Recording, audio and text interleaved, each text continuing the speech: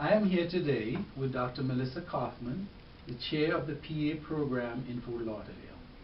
Dr. Coffman, as the chair of the program, you receive a recommendation from the department's evaluation committee on faculty for continuing contract or annual contract and promotion. Could you speak a little bit about that process and how you proceed once you receive that recommendation? I try to maintain an ongoing dialogue with the faculty prior to their submission for continuing contract. So I'm aware of their scholarship and service activities. The committee, when those evaluation times come, actually sit down with the faculty's CV and also a evaluation of their lecture presentations. So they're charged with actually sitting in a lecture and evaluating the faculty on their presentation techniques. They submit those materials to me, so I'll review the presentation, review the recommendations of the committee, and a summary of their service and scholarship activities.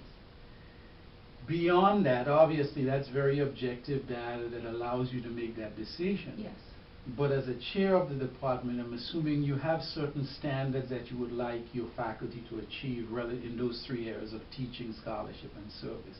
And so as a chair of the department, what is it that you really would like to see your faculty engaged in?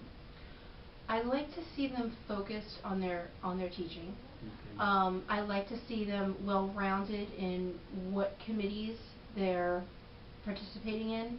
The majority of the committees that they participate in are within the department, but when we have the opportunities to have representation on college or university committees, we make sure that the faculty are aware and somebody is volunteering for those activities. And probably the hardest is the scholarship and research, because as PAs we're not particularly geared towards those areas.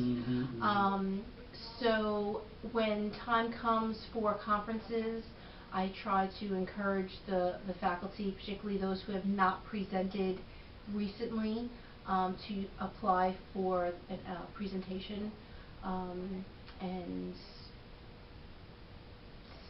just encourage them when opportunities come up. Okay.